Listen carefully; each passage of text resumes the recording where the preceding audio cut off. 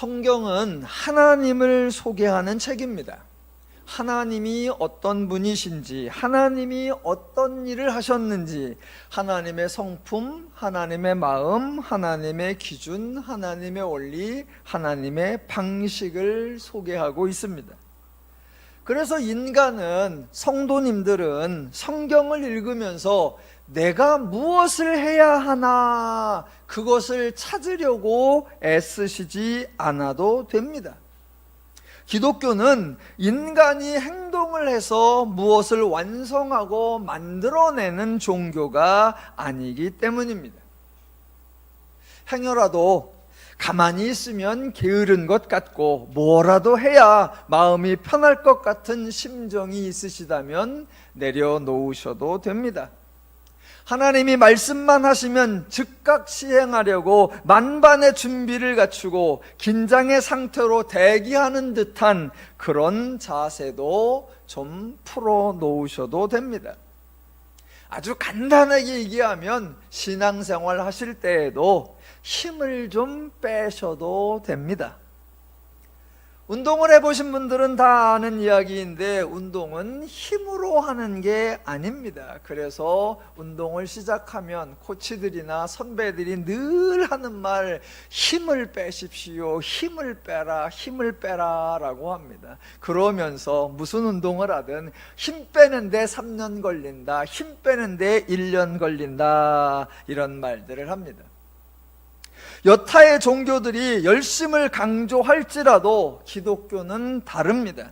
열정, 의욕, 사명, 헌신, 충성, 이런 개념들은 좀 내려놓으시고 힘을 빼셨으면 좋겠습니다. 아마 기독교를 처음 접하시는 분들이나 아직 성경을 잘 모른 채 세상의 원리에 익숙해져 계신 분들은 세상에서 하던 방식을 기독교에도 똑같이 적용하고 싶으실 텐데 그 힘을 좀 빼셔야 합니다. 물론 세상과 기독교가 뭐가 다른지 어떻게 다른지 분별하기 전까지는 힘 빼기가 쉽지 않을 것입니다. 또 기독교에 여러 해 계셨던 분들, 성경을 조금 아신다 하는 분들, 교회도 좀 다니고 직분도 맡아봤고 이런저런 사역도 해보았다 하는 분들은 오해된 기독교나 왜곡된 기독교의 방식에 담겨있는 힘을 좀 빼셔야 하는데 이게 힘 빼는 게 기독교 신앙에도 시간이 좀 걸립니다. 그래서 제가 여러분에게 힘을 좀 빼라고 도와드리겠습니다. 기독교에서 힘을 빼는 방식에는 제가 보기에는 두 가지 방법이 있는 것 같습니다. 더누림교회에서 일관되게 시행하고 있는 방식인데, 자, 하나는 종교적인 일을 하지 않는 것입니다. 최소한의 것만 하고 뭔가 의도를 가진 종교적인 행사, 무엇인가 목적을 가진 종교적인 행위, 열정과 의욕과 정성이 들어갈 만한 종교 활동을 하지 않는 것입니다. 힘을 빼기 전에 아예 힘쓸 일이 없게 만드는 것입니다. 다른 하나는 하나님이 일하시는 것을 보는 것입니다. 내가 무엇을 하기 전에, 내가 힘을 쓰기 전에 이미 하나님이 일을 하셨고 지금도 일을 하고 계시니까 하나님이 일하시는 것을 바라보시라라는 겁니다. 부탁드리기는 일꾼이 되지 마시고 사명자가 되지 마시고 차라리 구경꾼이 되시고 관객이 되시기를 바랍니다. 그저 하나님이 뭐 하시나 보시면 됩니다. 저와 여러분이 성경을 읽고 묵상하는 것이 바로 하나님이 일하시는 것을 보는 것입니다. 성경에는 온통 하나님이 일하시는 장면으로 가득 차 있습니다. 그래서 하나님이 무슨 일을 하시는지 보아야 내가 무슨 일을 하지 않아도 되는지 분별할 수가 있고, 하나님이 어떻게 일을 하시는지 보아야 내가 일을 할 때에 어떻게 해야 하는지 결정할 수 있기 때문입니다. 하나님이 일하신 걸 보지 않으면 하나님이 이미 하신 일을 내가 하겠다고 하면 뒷북치는 것이고, 하나님이 안 하시는 일을 내가 하겠다고 하면 그거는 나대는 것이고, 하나님의 방식과 다르게 일하면 그것은 엉뚱한 짓을 하는 것에 불과해져 버립니다. 그래서 내가 무엇을 할까 고민하기 전에 하나님이 무엇을 하시나 보시는 것, 그게 중요합니다. 누가복음을 통해서 저와 여러분이 힘을 빼면서 하나님이 일하시는 것을 관찰하고 있습니다. 누가복음 1장부터 이 일을 진행하시는 분은 하나님이십니다. 사람들이 하나님을 찾아와서 이런저런 제안을 하고 하나님이 결제하고 그러면 사람들이 나가서 일을 하는 방식 전혀 아닙니다. 그렇다고 하나님이 먼저 이런저런 계획을 만들어서 각 사람에게 하다를 하시면 지시를 받은 사람이 나가서 열심히 일을 완성해내는 그런 방식도 전혀 아닙니다. 하나님의 사역은 하나님이 계획하시고 하나님이 진행하시고 하나님이 완성하십니다. 그래서 누가복음에서도 하나님이 사가랴를 찾아오셨고 하나님이 마리아를 찾아오셨고 하나님이 목자들을 찾아오셨습니다. 이 순서가 바뀌면 안 된다라는 겁니다. 이 순서가 바뀌면. 성경에 가끔 한두 구절이 나와요. 너희가 나를 만날 만할 때에 나를 찾으라, 나를 구하라, 나에게 부르짖으리라, 그런 표현이 나옵니다. 한두 구절 그런 게 나오니까 우리는 온통 순서를 우리가 먼저 하나님을 찾아야 됩니다. 우리가 사모해야 됩니다. 우리가 구해야 됩니다. 우리가 부르짖어야 합니다. 우리가 나아가야 합니다. 우리가 바라야 합니다. 우리가 소망해야 됩니다. 우리가 열심내야 합니다. 우리가 온통 우리가입니다. 그러면 하나님께서 응답하실 겁니다. 아니요, 기독교 순서는 그렇게 되지 않습니다. 하나님이 일하시는 분이고 하나님이 먼저 인간을 찾아오시고 하나님이 인간을 위해 일하시는 종교, 그게 바로 기독교입니다. 그래서 하나님이 사가랴, 마리아, 목자들 찾아오셨고 하나님이 그들에게 말씀하셨는데, 그들이 하나님을 위하여 해야 할 일이 아니라 하나님이 그들을 위하여 하실 일, 그것을 말씀하셨습니다. 그래서 하나님의 말씀을 들은 사람들이 불편해하거나 부담감을 가지거나 두려워한 적이 없습니다. 사가랴와 엘리사벳은 둘 다 나이도 많고 특별히 아내가 임신하지 못함에도 불구하고 하나님이 아들을 낳아야 한다라고 해서 엄청난 부담감을 느낀 적 없습니다. 마리아도 남자를 알지 못하는 상태에서 아들을, 그것도 그냥 남자애가 아니라 거룩한 아들, 하나님의 아들이라 일컬어지는 그런 대단한 아들을 낳아야 한다는 막중한 책임감 느낀 적이 없습니다. 그래서 그 사람들이 하나님의 예언을 이루어 드리려고 열정을 쏟아 부은 적 없고요, 불가능해 보이는 일을 가능하게 만들려고 온갖 노력을 다 한 적도 없습니다. 목자들에게도 주의 천사가 나타나서 그리스도가 나셨다라고 말을 하니까 목자들이 도대체 그리스도가 어디서 났는가, 그리스도를 찾기 위해서 사방팔방을 헤매고 다닌 적 없습니다. 성경에 등장하는 사람들은 하나님의 은혜를 받은 사람들이지 하나님을 위해 수고하고 하나님을 위해 희생하는 사람들이 아닙니다. 기독교는 하나님이 일하시는 종교라는 사실, 기독교의 하나님은 일하시는 하나님이라는 사실을 기억하시기를 바랍니다. 하나님이 일을 하시는데 하나님이 일하시는 패턴이 사람들이 일하는 것과 순서가 다르고 원리가 다르고 내용도 다르고 방법이 다릅니다. 그렇게 다르기 때문에 하나님이 일하실 때 하나님의 사역의 대상이 된 사람, 직접 하나님을 경험한 사람, 또는 옆에서 구경한 사람, 또는 소문을 들은 사람, 여하튼 하나님의 사역과 관련된 사람들의 공통적인 반응이 있습니다. 그 반응이 뭐냐? 바로 놀라며입니다. 놀라는 거예요. 놀라는 거. 그래서 주의 사자가 사가랴를 찾아오자 1장 12절 사가랴가 보고 놀라며 천사 가브리엘이 마리아를 찾아오자 마리아가 1장 29절 처녀가 그 말을 듣고 놀라. 주의 천사가 목자들에게 나타났고 목자가 아기 예수를 찾아가서 천사들이 나타난 이야기를 전해주니까 2장 18절 듣는 자가 다 목자들이 그들에게 말한 것을 놀랍게 여기되 아기 예수를 성전에 데리고 가서 정결 예식을 할 때에 성령의 감동을 받은 시므온이 찬양을 하자 2장 33절 그의 부모가 그에 대한 말들을 놀랍게 여기더라.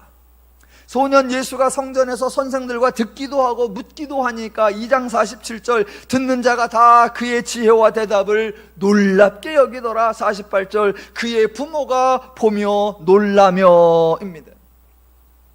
예수께서 30세쯤 되어 사역을 행하시는데 가버나움에 내려오사 안식일에 가르치시니까 오늘 본문 4장 32절 그들이 그 가르치심에 놀라니 회당에서 귀신 들린 사람을 만나서 귀신을 꾸짖어 그 사람에게서 나오게 하니까 4장 36절 다 놀라 서로 말하여 이르되 하나님이 일하시니까 그 일을 보고 듣고 경험한 모든 사람들의 공통적 반응 놀라더라입니다. 왜 놀랄까요?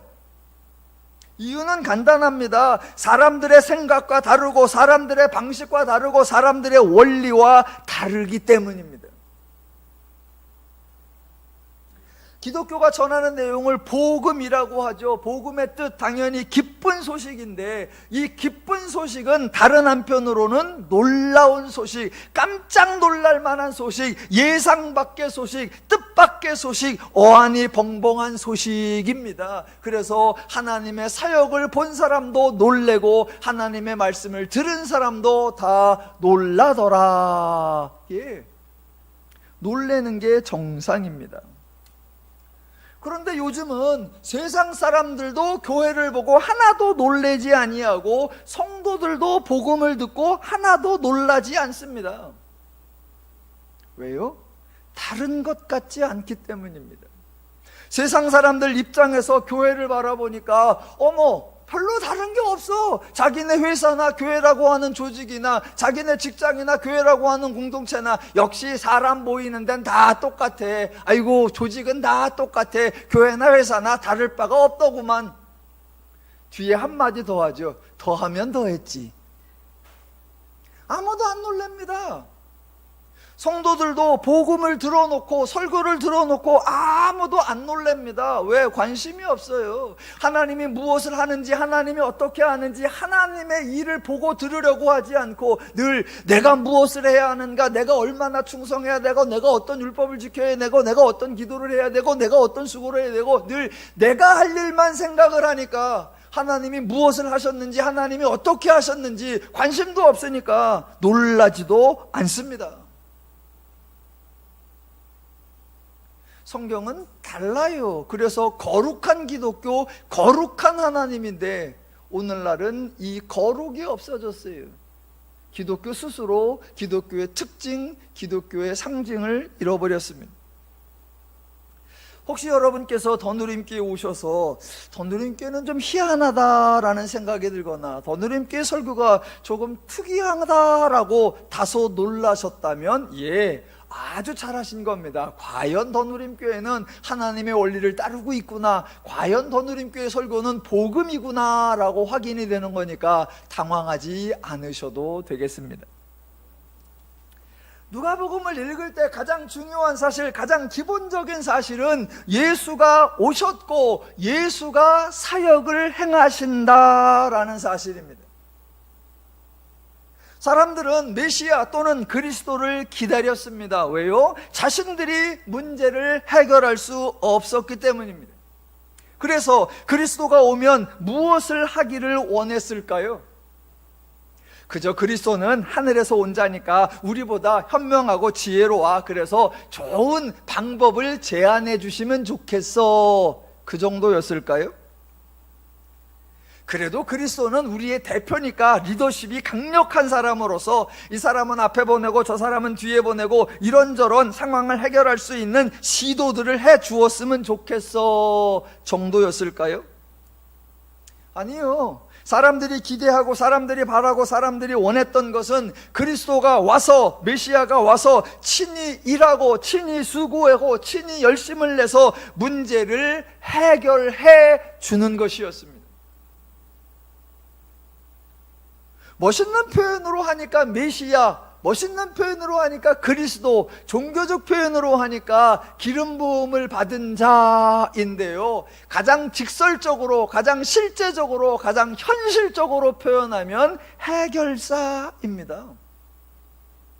예수님은 해결사로 오셨습니다. 해결사로 오셨으니까 예수님이 일하시고 예수님이 수고하고 예수님이 문제를 해결해서 예수님이 완성하시는 거예요. 예수님이 진정한, 또 유일한, 그리고 영원한 해결사이십니다. 그래서 우리는 복음서에서 예수님이 계속 일하시는 장면을 보는 거예요. 자, 지난주 본문 중에 4장 24절, 또 이르시되 내가 진실로 너희에게 이르노니 선지자가 고향에서는 환영을 받는 자가 없느니라 라고 말씀하셨습니다. 이 내용은 예나 지금이나 거의 맞는 것 같습니다. 예수님이 이 말씀을 하셨으니까 예수님도 이 사실을 정확히 알고 계셨습니다. 선지자가 고향에서는 환영을 못 받는구나. 그렇다면 예수님은 가능한 한 고향에 가시는 게 좋을까요? 안 가시는 게 좋을까요? 환영받지 못하는 거 뻔히 아는데 그런 곳에는 가지 않는 것이 지혜로울 것 같습니다. 그런데 예수님은 굳이 자기 고향, 자기 지역, 자기 나라, 자기 민족, 자기 백성에게 오십니다. 요한복음 1장 10절, 그가 세상에 계셨음에 세상은 그로 말미암아 지은 바 되었으되 세상이 그를 알지 못하였고 자기 땅에 오매 자기 백성이 영접하지 아니하였으나 입니다. 예, 예수님은 고향에서 환영받지 못할 것을 아시면서도 고향을 등지지 않으셨습니다. 예수님이 자라나신 곳이 갈릴리 남부 지역인데 예수님이 주로 활동하신 지역이 바로 그 고향 갈릴리 지역이었습니다. 애초에 예수님은 환영을 받으러 오신 분이 아닙니다. 예수님은 존귀와 영광을 받으러 오신 분이 아닙니다. 예수님은 죄인들의 문제를 해결하러 오신 분입니다. 그래서 너무나 당연하게 죄인들에게로 오시는 겁니다. 환영받지 못할 것 아시고 오시는 거고, 사람들이 예수님의 사역에 협조하지 않을 것도 아시고 오시는 거고, 예수님이 사역을 할 때마다 때로는 놀라는 척, 때로는 따르는 척 하지만 결국 자기들에게 유익한 것만 쏙쏙 골라서 예수를 이용해 먹을 것 다 아시고 예수님을 배반할 것까지도 다 아시면서 예수님은 오신 겁니다.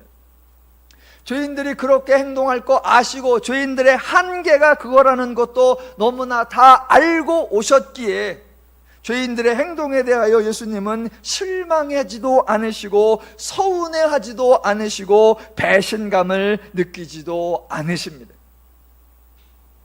환영하지 않는 백성들을 향하여 괘씸하게 여기사 하고자 했던 일을 하지 않으시는 그런 쪼잔한 분이 절대로 아니십니다.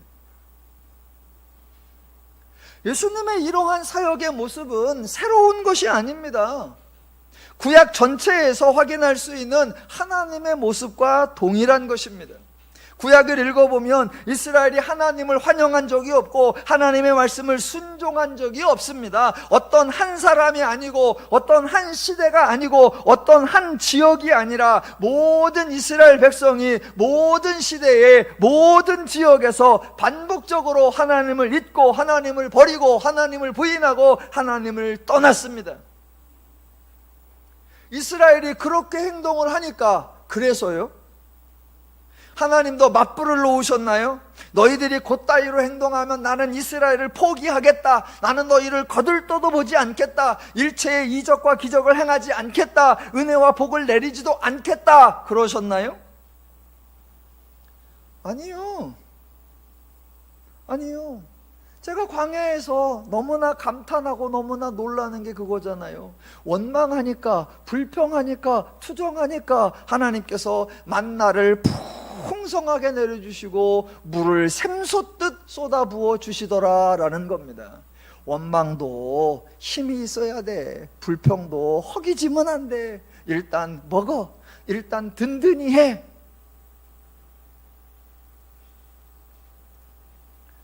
예, 원망하는 자들에게 필요한 것을 공급해 주셨고, 가나안 땅에 집어넣어 놓으니까 사사기 때부터 이스라엘이 하나님을 떠나고 하나님을 부인합니다. 그러니까 하나님은 도리어 백성들에게 강하고 번성한 나라를 만들어 줘버리십니다.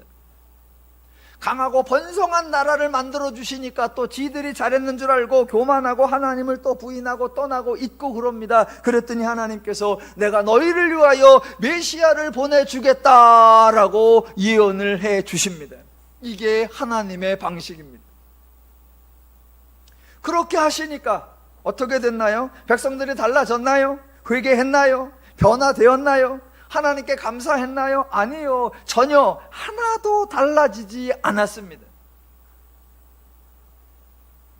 도리어 구약에서 하나님의 율법, 하나님의 말씀, 하나님의 뜻이 등장했는데 그 모든 것을 완벽하게 왜곡해서 유대교라고 하는 새로운 괴물 종교를 만들어 버렸습니다. 그런데 하나님은 그 하나님이 선택하신 백성, 그렇게 하나님을 변질시켜버린 그 주범, 바로 그들에게, 바로 그곳에 환영받지 못할 것을 아시면서 예수께서 오셨고 그들을 위해 예수께서 사역을 행하시는 겁니다. 그렇기에 회당에 들어가서 선지자 이사야의 글을 읽고 이 글이 오늘 너희 귀에 응하였느니라 라고 선포하실 수 있었던 겁니다. 이쯤 되면 사람들이 감동할까요? 이쯤 되면 사람들의 마음이 온유해질까요? 이쯤 되면 이제 예수님을 환영할까요? 아니요. 사람들의 반응이 4장 28절이었죠. 회당에 있는 자들이 다 이것을 듣고 크게 화가 나서 일어나 동네 밖으로 쫓아내어 그 동네가 건설된 산 낭떠러지까지 끌고 가서 밀쳐 떨어뜨리고자 하되입니다. 참 고약하지요. 역시나 고향에서 환영을 받지 못하셨습니다. 그래서요, 예수님이 아예 고향을 떠나시나요? 두 번 다시는 갈릴리 주변에 얼씬도 하지 않으시나요? 오늘 본문 31절, 갈릴리의 가버나움 동네에 내려오사 안식일에 가르치심에입니다. 예, 사람들이 크게 화가 나서 쫓아내고 낭떠러지에서 밀어 떨어뜨리려고 했던 지역이 나사렛이고요. 31장이 가버나움인데 나사렛에서 가버나움이 멀지 않고요. 나사렛이나 가버나움이나 둘 다 예수님이 자라나신 곳, 예수님이 생활하신 곳, 예수님이 고향같이 여기셨던 겁니다. 그러니까 예수님은 자기 백성이 아무리 무례하고 아무리 고약하게 대접할지라도 예수님은 자기 백성을 떠나지 않으셨고 예수님은 자기 백성들의 곁을 버리지도 않으셨습니다. 자, 가버나움에 오셔서 예수께서 사역을 하시는데 오늘 본문에 좀 의미 있는 일이 벌어집니다. 33절, 회당에 더러운 귀신 들린 사람이 있어입니다. 더러운 귀신 들린 사람이 있어. 여러분은 귀신 들린 사람을 보신 적이 있으십니까? 귀신 들린 사람은 평상시에 귀신 들린 사람처럼 보입니까? 누가 보더라도 딱 보니까 아, 저 사람 귀신 들렸네 라고 알아차릴 수가 있나요? 저도 뭐 아주 희박하지만 경험이 있긴 한데 두 가지 경우가 있는 것 같아요. 딱 봐도 귀신 걸렸어. 저건 정상이 아니야. 저건 매사에 뭔가 희한해. 귀신 걸렸어 라고 알아볼 수 있는 그런 경우가 있고, 또 하나는 전혀 눈치를 채지 못하는 그런 경우도 있는 것 같습니다. 성경에 그 두 가지 경우가 다 나와요. 제가 한번 읽어드릴게요. 먼저 귀신 들린 증세가 확연하게 드러나는 경우, 마가복음 5장 2절 이하에 나오는데요, 이렇게 소개되어 있습니다. 더러운 귀신 들린 사람이 무덤 사이에서 나와 예수를 만나니라. 그 사람은 무덤 사이에 거처하는데 이제는 아무도 그를 쇠사슬로도 맬 수 없게 되었으니 이는 여러 번 고랑과 쇠사슬에 매였어도 쇠사슬을 끊고 고랑을 깨뜨렸음이로라. 그리하여 아무도 그를 제어할 힘이 없는지라 밤낮 무덤 사이에서나 산에서나 늘 소리 지르며 돌로 자기의 몸을 해치고 있었더라. 예, 정상이 아니죠. 거처하는 것도 비정상이고 하는 행동들도 비정상이고 그 힘과 그 모든 것이 딱 봐도 귀신 들린 모습입니다. 반대로 귀신이 들렸는지 안 들렸는지 평상시에 전혀 증세가 없어서 사람들이 알아보지 못하는 경우, 그게 오늘 본문이에요. 오늘 본문 33절 다시 한번 회당에 더러운 귀신 들린 사람이 있어입니다. 어디에요? 회당에. 여러분, 이 사람이 평상시에 귀신 들린 증세가 있고 사람들 보기에 귀신 들렸구나라고 눈치챌 수 있었다면 회당에 들어갈 수 없었습니다. 회당은 당시에 평범한 마을회관이 아니고 유대교의 종교적인 장소였고, 유대교의 규례에 따르면 부정한 사람, 불의한 사람은 성전이나 회당에 출입할 수 없었습니다. 이미 회당에 사람들이 모여 있는데 예수님이 그 회당에 간 겁니다. 그러니까 유대교의 회당에 귀신 들린 사람이 들어와 있었습니다. 그런데 유대교 회당에서 아무 일도 일어나지 않았습니다. 유대교 종교적 장소에 들어갔고 그 장소에 유대교 제사장이나 율법사가 있어서 말씀을 가르치고 배우는 종교적 활동이 일어나고 있는데, 그 종교적 장소에 종교적 사역자가 있는 곳에 종교적 활동이 진행되고 있음에도 불구하고 그 귀신 들린 사람이 귀신 들렸다는 사실이 드러나지도 않고, 그렇다고 그 사람이 치유를 받은 것도 아닙니다. 종교적 장소, 종교적 인물, 종교적 행위들이 아무런 종교적 역할을 하지 못하고 있는 겁니다. 그 회당에 예수님이 들어가셨습니다. 유대교의 제사장도 아니요, 율법사도 아니요, 유대교에서 어떠한 직분이나 역할을 맡지 않은 예수님이 회당에 들어가니까 바로 귀신이 스스로 자기 정체를 드러낸 것입니다. 그러면서 소리질러 이르되입니다. 예수님은 그 사람에게 어떠한 종교적 행위도 하지 않으셨습니다. 그저 예수께서 꾸짖어 이르시되 잠잠하고 그 사람에게서 나오라 하시니 귀신이 나오고 그 사람은 상하지 않고 치유가 되었습니다. 여러분, 이것이 진정한 종교의 모습입니다. 종교적 장소, 종교적 인물, 종교적 행위가 벌어지고 있는데 아무런 종교적 열매가 없는 헛된 종교가 있는 반면, 종교적 장소도 아니고 종교적 신분도 아니고 종교적 행위도 없는데 그분이 가신 곳에 치유가 일어나고 회복이 일어나고 변화가 일어나는 것, 이것이 하나님의 사역, 예수의 사역입니다. 예수님은 유대교를 비난하거나 책망하지 않으셨고, 유대교가 틀렸다고 왜곡되었다고 성명서를 발표하지도 않으셨고, 유대교는 개혁되어야 한다고 주장하지도 않으셨습니다. 잘 아시는 대로 거짓이 거짓됨을 어떻게 밝혀내어야 증명이 되는 것이 아니라 거짓 그냥 두면 됩니다. 대신 참이 등장하고 참이 역할을 하면 거짓은 저절로 실체가 드러나는 것, 이것이 바로 하나님의 방식, 이것이 바로 하나님의 원리입니다. 죄인들의 말 중에 가장 미련한 게 있습니다. 어떤 사람이 누군가 때문에 큰 어려움을 당하고 누군가 때문에 손해를 당하고 누군가 때문에 불편해졌어요. 그러면 그 사람을 향하여 악담을 쏟아놓습니다. 뭐라고 합니까? 나 망해도 좋아, 나 행복하지 않아도 좋아, 내 인생 공부해도 좋아, 나는 괜찮아, 나 망가져도 괜찮아, 대신 저 인간은 반드시 망하게 해줘. 제일 바보 같은 거예요. 제일 바보 같은 거예요. 하나님의 방식은 전혀 달라요. 여러분, 기독교가 진리의 종교라고 합니다. 기독교가 진리의 종교라는 것을 어떻게 증명해야 합니까?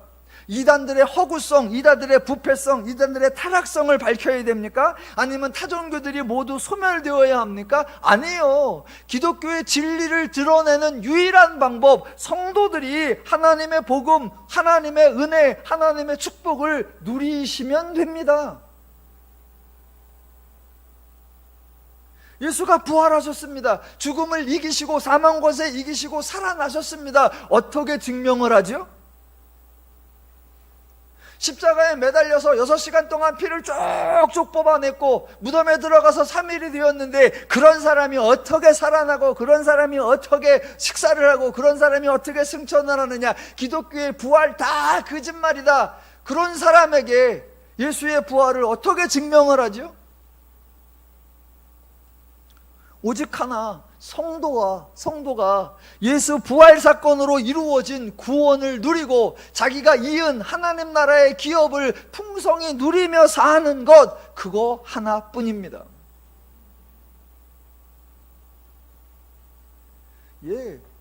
유대교가 뭐가 잘못됐네, 오늘날 타종교가 어쨌네 말할 필요 없습니다. 그냥 두세요. 그리고 성도가 하나님을 알고 하나님의 은혜를 알고 하나님 복을 아셔서 하나님 때문에 즐겁고 신나고 평안하게 사시면 됩니다.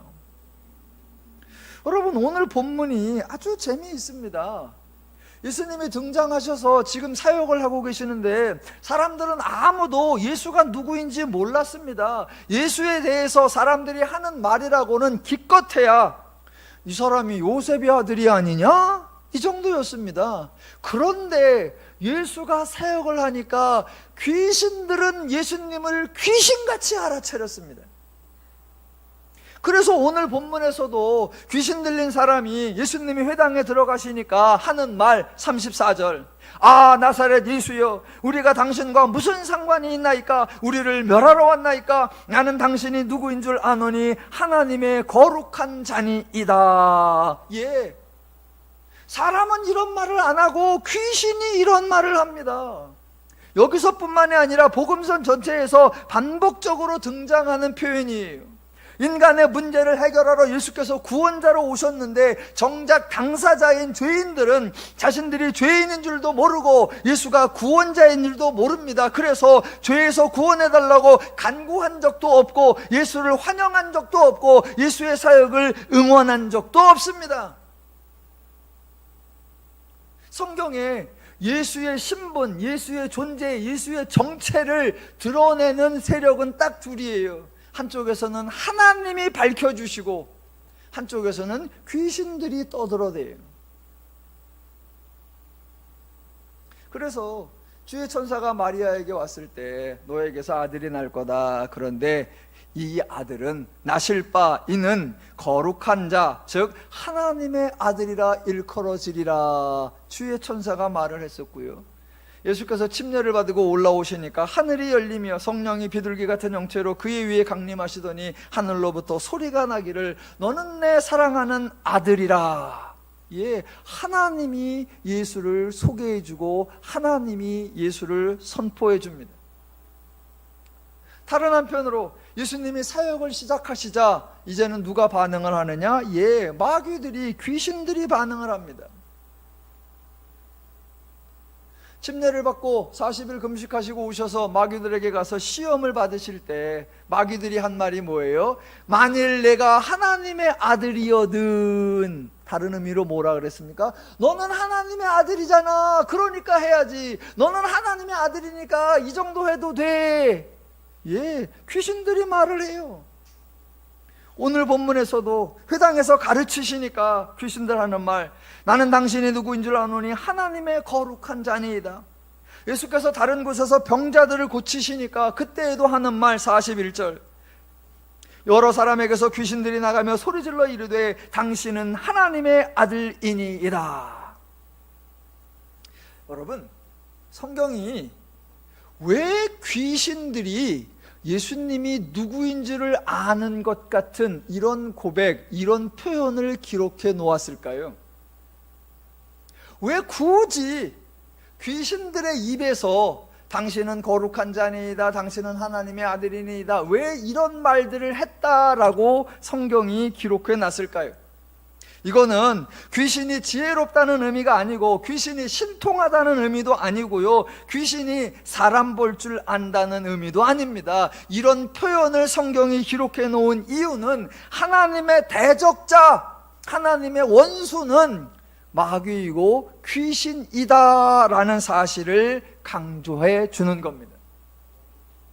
여러분, 기독교는 하나님과 인간이 갈등하는 거 아니고요, 하나님과 인간이 충돌하는 거 아니고요, 하나님과 인간이 싸우는 거 아니고요, 하나님이 인간을 굴복시키려는 거 아닙니다.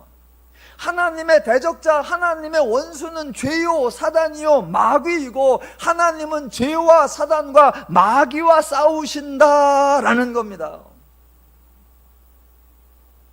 자, 기독교의 프레임을 조금 다양하게 그동안도 설명을 드렸지만 이번에 간단하게 다시 한번 보겠습니다.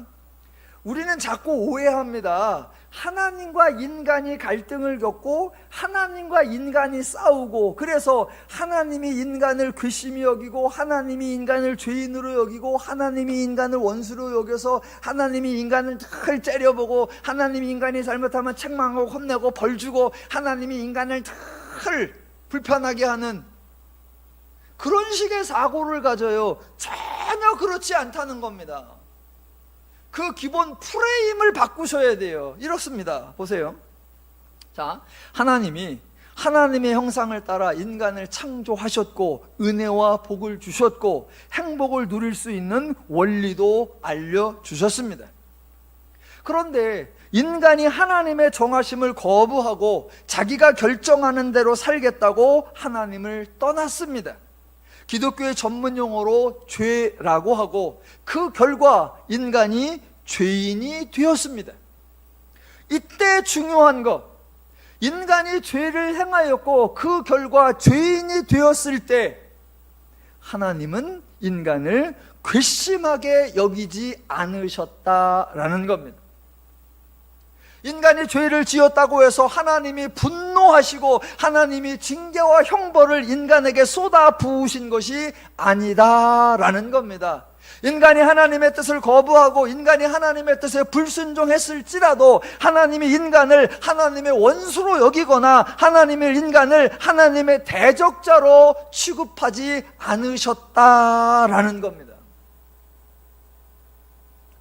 인간이 죄를 지었죠. 그래서 죄를 짓는 순간 죄인이 되었고 그 결과 죄의 결과를 당했습니다. 죄의 결과를 당했지요. 어떻게? 하나님과의 관계 단절되었고요, 하나님의 마음과 심정 사라져 버렸고요, 대신 죄에 사로잡혔고 신에 대한 두려움이 생겨났고 부부에 대한 원망이 발생했고 형제에 대한 시기와 질투가 일어나고 살인이 발생했고, 그래서 그 결과 한마디로 하면 창세기 6장 5절, 사람의 죄악이 세상에 가득함과 그의 마음으로 생각하는 모든 것이 항상 악할 뿐임. 그래서 그들의 삶 11절, 그때에 온 땅이 하나님 앞에 부패하여 포악함이 땅에 가득한지라 하나님이 보신즉 땅이 부패하였으니 이는 땅에서 모든 혈육 있는 자의 행위가 부패함이었더라 입니다. 예, 성경이 그걸 말해요. 인간이 죄를 행했다, 그래서 죄인이 되었다, 그래서 죄의 결과를 처절하게 당한다. 그래서 그 죄의 패역함과 그 죄의 포악한 삶을 그들이 당하면서 살고 있다라는 겁니다. 인간의 삶은 이미 지옥 그 자체이기에 하나님이 죄를 지은 그 인간에게 추가적으로 징계나 형벌을 하실 필요가 없었습니다. 그래서 하나님은 죄를 지은 인간, 죄인이 되어버린 인간, 죄의 결과를 처절하게 당하며 살고 있는 인간, 그 인간을 바라보시고 불쌍히 여기시고 그 인간은 불쌍히 여기시고 대신 인간의 삶을 망쳐놓은 죄 또는 사단을 추궁하시고 죄 또는 사단을 대적자로 삼으시고 죄 또는 사단의 올가미에서 인간을 구원하시는 사역을 은혜로 진행하신다라는 겁니다. 제가 인간이 죄를 지어도 하나님이 인간을 징계하거나 형벌하지 않으신다라는 표현을 해요. 그러면 사람들은 바로 저항에 들어옵니다. 그러면 하나님의 공의가 없다. 그러면 죄를 지어도 괜찮냐? 아니요. 잘 들어보십시오. 물론 하나님이 인간이 죄 지은 사실을 모른다 아니고요, 죄 지은 것을 묵인한다 그런 의미 아니고요, 죄 지으면 도리어 상을 준다 의미 아니고요, 죄를 짓든 말든 상관하지 않는다 그런 의미 아니고요, 하나님이 죄를 덮어둔다 아니고요, 죄를 감추어둔다 아닙니다. 성경은 분명하게 밝히는 게 있습니다. 인간이 죄를 지었다 밝히고요, 그래서 인간은 죄인이 되었다 선언하고요, 당연히 인간은 죄의 결과를 처절하게 처참하게 당하며 살고 있다라고 선언합니다. 예, 인간 죄를 지었어요. 죄인이 되었어요. 죄의 결과를 당하며 살고 있어요. 성경은 그 다음 얘기를 하는 거예요. 그렇게 죄를 범하여 죄인이 되어서 죄의 결과를 당하고 있는 그 인간들에게 필요한 것, 그게 뭐냐라는 것이고, 그래서 하나님이 은혜의 구원 사역을 펼치신다라는 겁니다. 인간에 대한 이해가 다르니까 죄인이 죄인들을 다루는 방식과 하나님이 죄인을 다루는 방식이 달라요. 하나 예를 들어 보겠습니다. 자, 오늘날 우리 주변에 또는 교회에 우리 성도들 중에 하나가 예를 들면 죄를 지었다라고 합시다. 죄를 지은 사람이 있어요. 그럼 우리는 어떻게 합니까? 죄인을 불러다 놓고 자꾸 죄인을 추궁하고 죄인을 책망하고 죄인에게 징계나 형벌을 운운하고 죄인에게 회개하라고 요구하고 대신 죄를 지은 그 사람을 닥달을 합니다. 왜 죄를 지었는지, 무슨 죄를 지었는지, 어떻게 죄를 지었는지, 얼마나 죄를 지었는지 그 사람을 숨도 못 쉬게 옥조와 매고 추궁하고 심판하고 정죄하고, 예, 모든 것을 그 사람에게 추궁하고 닥달을 합니다. 대신 죄라고 하는 존재, 사단이라고 하는 존재에 대해서는 아무 언급도 하지 않고 대항도 하지 않고 마치 없는 것처럼 여깁니다. 오늘 본문을 예를 들어볼까요? 자, 여기 귀신 들린 사람이 하나 있습니다. 처음에 귀신 들렸는지 안 들렸는지 아무도 몰랐는데 예수님이 오시니까 귀신이 소리를 지르며 자기 정체를 드러내서 그 덕분에 이 사람이 귀신 들렸다라는 것이 밝혀졌습니다. 본문에는 안 나오는데 그때 회당에서 율법을 가르치고 있던 율법사나 또는 제사장이 있었다고 합시다. 그 순간에 이 사람이 귀신 들렸구나라는 것이 밝혀지는 순간 어떻게 했을까요? 아마도 귀신 들린 사람을 물고 늘어졌을 겁니다. 언제부터 그랬냐? 어디서 그랬냐? 어떻게 하다 그랬냐? 그 사람을 추궁하고 닥달하고 신문하고, 그리고 나서는 결론이 이렇게 될 겁니다. 너는 귀신 들렸으니 부정하여졌다. 그러니까 더 이상 회당에서 머물 수 없다. 너 나가라 라고 그 사람을 쫓아내었을 겁니다. 자, 이제 예수님의 방식을 보겠습니다. 회당에 들어가니까 귀신 들린 사람이 있었고 귀신이 나타나서 소리를 지릅니다. 예수님은 귀신 들린 그 사람에게 한마디도 하지 않습니다. 평상시에 무슨 짓을 하고 다녔길래 귀신에게 얕보여서 귀신에게 들렸냐 책망하지 않습니다. 도대체 어디를 싸돌아다니길래, 얼마나 부정하게 살았길래, 얼마나 더럽고 추잡한 행동을 했길래 이 모양 이 꼴이 되었느냐고 따지지도 않습니다. 그 사람 이미 귀신이 들렸고, 그러니 그동안 그 사람의 삶이 아주 곤고했을 겁니다. 지금 그 사람에게 필요한 거 정죄가 아니고 은혜입니다. 그래서 예수님은 그 귀신 들린 사람하고 대화를 하는 것이 아니라 그 사람의 삶을 망가뜨린 귀신을 상대하십니다. 귀신이 예수를 알아보고 이 말 저 말을 하니까 예수님이 귀신에게 하는 말 35절, 예수께서 꾸짖어 이르시되 잠잠하고 그 사람에게서 나오라. 결과는 귀신이 그 사람들을 무지중에 넘어뜨리고 나오되 그 사람은 상하지 아니한지라. 어떻게 차이가 나는지 보십니까? 제사장이나 율법사는 어떻게 했을까요? 너는 부정하다는 것이 밝혀졌으니 그 사람 너는 회당에서 나가라. 귀신은요? 말도 못하고 손도 못 대요. 괜히 그 사람만 잡아 족쳐. 너는 회당에서 나가라. 너는 부정하니까 우리와 함께 머물 수 없고 우리가 너하고는 말도 섞어서는 안 되고 같은 자리에 있을 수도 없으니까 너는 나가라. 대신 귀신은 그건 몰라. 예수님은 정반대입니다. 그 사람은 거기에 있게 그대로 두시고 우리와 함께 있게 두시고 귀신아 나오라.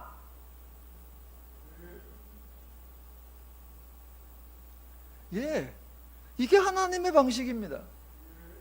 본문에서 귀신 들린 사람이 있습니다. 여러분, 이 사람이 무슨 선한 일을 했습니까? 무슨 거룩한 일을 했습니까? 무슨 종교 행위를 했습니까? 무슨 예물을 드렸습니까? 무슨 회개를 했습니까? 무슨 고백을 하고 결단을 하고 다짐을 했습니까? 아무것도 없습니다. 치유받기 위한, 치유받을 만한 그 어떤 자격, 그 어떤 근거, 그 어떤 수고, 그 어떤 노력도 없습니다. 아무것도 안 했습니다. 그런데 치유를 받았습니다. 예수님이 그 사람을 치유해 주셨습니다. 이런 하나님의 원리를 은혜라고 합니다. 이것이 예수님이 오신 목적이고 이것이 예수님의 사역 원리입니다. 제발 다른 소리 하시면 안 돼요. 다른 소리 하시면 네가 먼저 회개해야 된다, 네가 먼저 뭐를 보여야 된다, 네가 먼저 드려야 된다, 네가 은혜 받을 만한 자격을 갖춰야 된다. 아니요.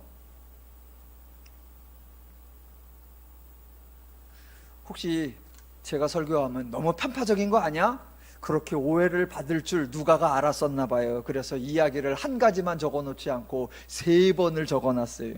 자, 다음 사건에도 동일한 패턴이 나옵니다. 38절, 예수께서 일어나 회당에서 나가사 시몬의 집에 들어가시니 시몬의 장모가 중한 열병을 앓고 있는지라 사람들이 그를 위하여 예수께 구하니 예수께서 가까이 서서 열병을 꾸짖으신데 병이 떠나고 여자가 곧 일어나 그들에게 수종드니라. 이번에도 예수님은 여인에게 묻지 않았고 따지지 않았고 추궁하지도 않았고 책망하지도 않으셨습니다. 그동안 잘못 살아온 삶을 회개하라고, 앞으로 바르게 살겠다고 다짐하라고 하지도 않으셨습니다. 여인에게 내가 너를 고칠 것을 믿느냐라고 묻지도 않으셨고 네가 믿는다는 증거를 보이라 요구하지도 않으셨습니다. 그저 열병을 꾸짖어 열병을 나가게 하시고 여인을 치유해 주셨습니다. 기독교의 하나님은 일하시는 하나님이고 기독교의 예수님은 인간의 문제를 해결하러 오신 분이니까 이러한 방식, 이러한 원리, 은혜가 하나님의 방식입니다. 지금 소개해드린 두 사건은 서로 대조가 됩니다. 앞에 있는 사건은 회당 안에서 일어났고 뒤에 있는 사건은 회당 밖에서 일어났습니다. 예수님의 사역은 장소를 가리지 않습니다. 앞에 있는 귀신 들린 사람은 남자였고 뒤에 있는 열병 앓은 사람은 여자였습니다. 예수님은 남녀노소를 가리지도 않습니다. 앞에 있는 두 사건은 낮에 일어난 사건이고 40절 이하에 나오는 사건은 해질 무렵, 시간이 달라집니다. 예수님의 사역은 때와 장소와 대상을 전혀 고려하지 않고 오직 은혜로, 오직 사랑으로, 오직 긍휼로 하나님의 사역을 펼치시는 줄로 믿습니다.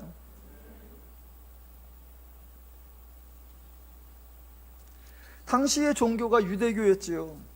유대교는 아주 정교하게 짜여져 있는 종교 시스템이었습니다. 그런데 그 종교에서는 인간을 위한 어떠한 은혜도 제공되지 않고 인간의 문제를 해결해 주지도 않고 대신 정죄만 하였습니다. 귀신 들렸으니 부정하다고 추방하고 병에 걸렸으니 더럽다고 종교적 장소에 오지 못하게 하고 사람들과 접촉하지도 못하게 합니다. 그러면 그 사람은 어떻게 됩니까? 기왕에도 힘들고 곤고한 삶인데 더더욱 곤고하고 더더욱 피폐해집니다. 종교가 아무것도 해주지 못하고 사람의 삶을 더욱더 힘들게 만듭니다. 타락한 종교, 왜곡한 종교의 실상입니다. 예수님은 정반대입니다. 그 사람에게 어떤 것도 묻지 않고 정죄하지도 않고, 그렇다고 예수님이 떠나지도 않고 그저 그 사람을 치유해 주십니다. 기독교는 정죄하는 집단이 아니고 하나님은 심판하는 분이 아니라 은혜를 주시는 분, 인간을 구원하시는 분입니다. 마지막 사건 40절도 동일한 패턴입니다. 해질 무렵에 사람들이 온갖 병자들을 데리고 나오매 예수께서 일일이 그 위에 손을 얹으사 고치시니, 예, 고쳤습니다. 그런데 병자들 중에 믿음이 있는 사람이라는 표현이 없습니다. 병자 중에 회개했다라는 사람도 없습니다. 병자들 중에 예물을 가지고 왔다라는 사례도 없습니다. 그런데 온갖 질병을 가진 사람들이 다 나와서 모든 사람이 다 고침을 받았습니다. 이러한 예수님의 사역 원리를 은혜라고 합니다. 유대교에서는 절대로 행하지 않는 방식입니다.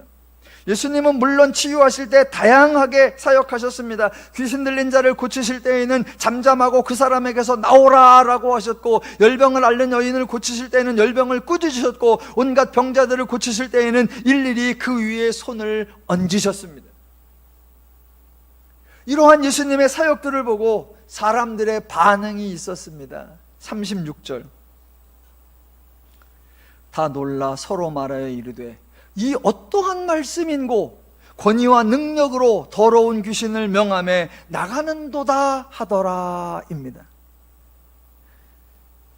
여기서 대부분이 또 이렇게 얘기하죠. 보십시오, 예수님의 말씀은 힘이 있습니다. 예수님의 말씀은 권세가 있습니다. 예수님의 말씀은 능력이 있습니다. 예수님의 말씀은 살았고 운동력이 있습니다. 예수님의 말씀은 치유합니다. 아니요. 그렇게 보시면 안 됩니다. 보세요. 오늘 본문이 이게 참 아이러니라고 해야 하는지 어이가 없다고 해야 하는지 아주 절묘한 표현, 오늘 본문입니다. 보세요. 귀신이 한 말하고 사람들이 한 말이 차원이 달라요. 차원이. 오늘 본문에서 귀신은 두 마디를 하는데, 자, 귀신이 한 말 들어보세요. 34절 끝에 당신이 누구인 줄 아노니 하나님의 거룩한 자니이다. 41절 당신은 하나님의 아들이니이다 입니다. 귀신이 두 경우 모두 예수가 어떤 분인가에 대하여 표현합니다. 예수님의 존재, 예수님의 신분, 예수님의 정체, 예수님에 대해서 표현합니다. 그런데 예수의 사역을 직접 현장에서 보고 듣고 경험한 사람들이 하는 말, 36절 이 어떠한 말씀인고 권위와 능력으로 더러운 귀신을 명하며 나가는도다. 즉 예수가 누구인가, 예수가 어떤 분인가, 거기에 대한 표현은 한마디도 없고 그저 예수가 행한 것을 보고 수단과 방법만 운운하고 있습니다.